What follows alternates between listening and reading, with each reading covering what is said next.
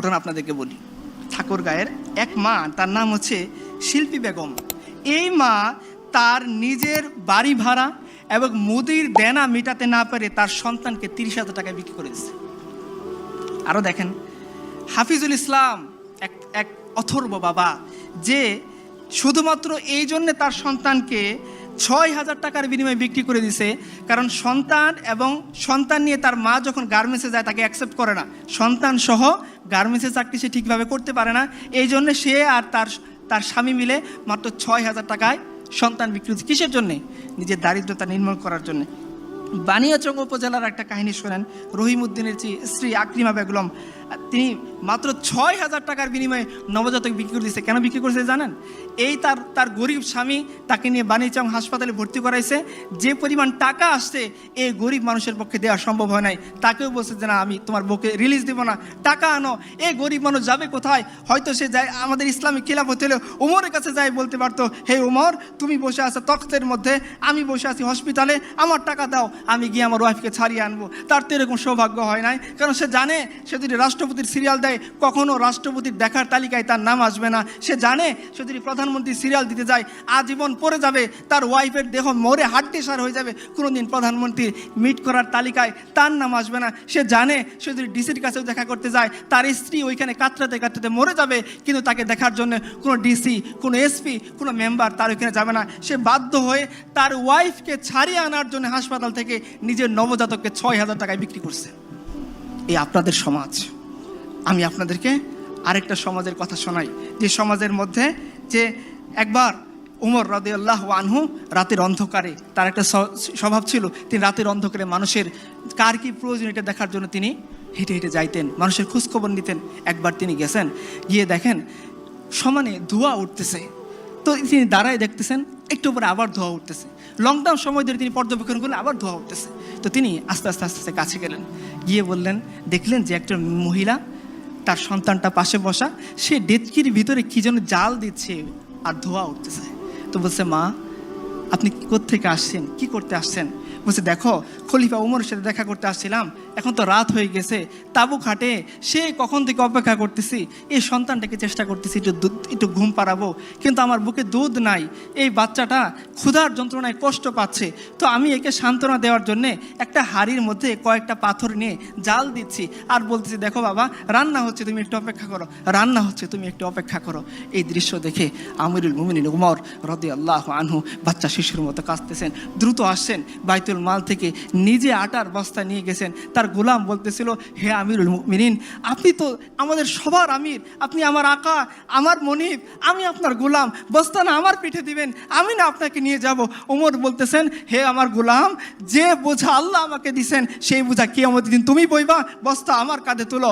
উমর রাদিয়াল্লাহু আনহু খলিফাতুল মুসলিমিন রাদিয়াল্লাহু আনহু, তিনি উটের ও আটার বস্তা পিঠে নিছেন, একটু তেল একটু ঘি হাতে নিছেন, কয়েক মাইল হেঁটে ওই নারীর কাছে গেছেন, গিয়ে তিনি নিজ হাতে আমিরুল মুমিনিন উমর ওই যে পাথরে দিয়ে গরম করা যে পানি, সেই পাথর সরিয়ে ওইখানে তিনি আটা দিয়েছেন, আটা গুলছেন, নিজে রুটি বানাইছেন। এরপর বুড়িয়াকে বলছেন, মা তুমি শেখো। এই উমর খলিফাতুল মুসলিমিন রাদিয়াল্লাহু আনহু তিনি চলে গেছেন ওই বাচ্চার কাছে, গিয়ে যে উমরকে দেখলে শয়তান রাস্তা ছেড়ে দেয়, এই উমর বাচ্চা, আমরা যেভাবে ঘোরাঘোরা খেলি পিচ্চির সাথে, এই খলিফাতুল মুসলিমিন উমর রাদিয়াল্লাহু আনহু বাচ্চা শিশুর সাথে তিনি ঘোরাঘোরা খেলতেছেন আর বলতেছেন,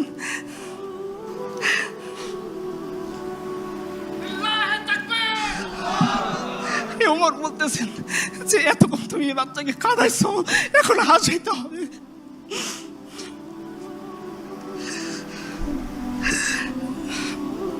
আমি আমার কোনো নেতার কথা বলতেছি না যারা মানুষের ভোট ডাকাতি করে নেতা হয়, আমি আমার নেতার কথা বলতেছি যিনি আল্লাহর কাছ থেকে জান্নাতের সার্টিফিকেট পাইছেন। উনি বলতেছেন যে ওমর, যতটুকু তুমি বাচ্চাকে খাওয়াইছো এখন তোমাকে হাসাইতে হবে। এখন আপনারা সিদ্ধান্ত নেন, আপনারা কোন রাষ্ট্রপ্রধান চান, কোন কি চান? উমরের এই যে সময় কাটতেছে এটাই শেষ না, এটাই শেষ না। উমরের জিন্দিগি পরে দেখেন, এক বেদুবা আসছে, একজন প্রেগনেন্ট মহিলাকে নিয়ে এক বেদুইন আসছে, সে উমরের কাছে কিছু চায়। তারও আস্তে আস্তে রাত হয়ে গেছে, সে তাঁবুর মধ্যে অপেক্ষা করতেছে, আর ওদিকে তার স্ত্রীর প্রসব বেদনা শুরু হয়ে গেছে। কাঁদতেছে এই বেদুইন বসে। এখন সে কী করবে? একা তো তার কিছু করার নাই। এই মহিলাকে সে কীভাবে সামলাবে, কীভাবে ওইখান থেকে মদিনার কাছে যাবে? ও ওমরের কাছে ধরা পড়ছে। ওমরের কাছে ধরা পড়ছে। ওমর বলছে, তোমার কি হয়েছে? বেদুইন বলছে, তুমি সরো এখান থেকে, তুমি পুরুষ মানুষ, তুমি কি করতে পারবো আমাকে এই মুহূর্তে? ওমর বলতেছেন, বলোই না তোমার কি হয়েছে। বলছে, দেখো আমি আমিরুল মুমিনিন ওমরের সাথে দেখা করতে আসছিলাম, আর পথের মধ্যে আমার স্ত্রী ছিল প্রেগনেন্ট, সে এসে এই অবস্থায় পড়ে গেছে, এখন তার বাচ্চা হবে, আমি পুরুষ মানুষ, এই মহিলাকে নিয়ে এখন কি করব, চিন্তায় পড়ে আসি। ওমর একটু ওয়েট করলেন না, তিনি তার স্ত্রী উম্মে কুলসুমের কাছে গিয়ে বলতেছেন, হে উম্মে কুলসুম, তোমাকে আল্লাহ একটা সুযোগ দিয়েছেন, তুমি সেটা অ্যাকসেপ্ট করবা কিনা? বলছে, কি সুযোগ? বলছে, তোমাকে আল্লাহ সুযোগ দিয়েছে সব কামে করার। এক বেদুইন আমি দেখে আসলাম, সে তার স্ত্রী নিয়ে, গর্ভধারিণী স্ত্রী, তার ব্যথা শুরু হয়ে গেছে, এই মুহূর্তে তাকে দেখার মতো কেউ নাই, আমিও পুরুষ মানুষ, তাকে কিছু করতে পারবো না, তোমাকে আল্লাহ সুযোগ দিয়েছেন, চলো আমরা যাকে ফার্স্ট লেডি বলি, সে আমিরুল মুমিনিন ওমরের স্ত্রী, তিনি চলে গেলেন বাচ্চা হওয়ার জন্য যে সমস্ত ইকুইপমেন্টস লাগে সেগুলো নিয়ে। আর উমর আটার বস্তা নিয়ে দুইজন রওনা হলেন। তার গোলাম ওই দিনও তাকে বাদশা দিলেন। উমর বললেন, না না না, যে দায়িত্ব আমাকে দিছে সেই দায়িত্বের বোঝা আমি তোমাকে দেওয়াইতে চাই না। এই উমর আমিরুল মুমিনিন তার স্ত্রী চলে গেলেন সেই মহিলার কাছে, তিনি মহিলার কাছে তার স্ত্রীকে পাঠাই দিলেন, আর নিজে আমিরুল মুমিনিন উমর রাদিয়াল্লাহু আনহু তিনি খাবার রান্না করতে বসে গেলেন। একটু পর যখন বাচ্চা হইল, ওইখান থেকে বেদুইনের সামনে উমরের স্ত্রী ভিতর থেকে ঘোষণা দিল, হে আমিরুল মুমিনিন, বেদুইনকে বলেন তার ছেলে হয়েছে। বেদুইন এতক্ষণ উমরের পাশে বসেছিল, একটু পরে সে সরে গেল। উমর বলছে, না না, তুমি সরো না, তুমি যে আর্গুমেন্ট নিয়ে উমরের কাছে আসছিলা, হতভাগা উমর, তোমার সামনে তুমি যা কিছু বলতে চাও এখন বলো, কি আমাদের দিন উমরকে তুমি অপরাধী সাব্যস্ত করো না। আপনারা সিদ্ধান্ত নেন, আপনারা কোন ধরনের জীবন বিধান চান।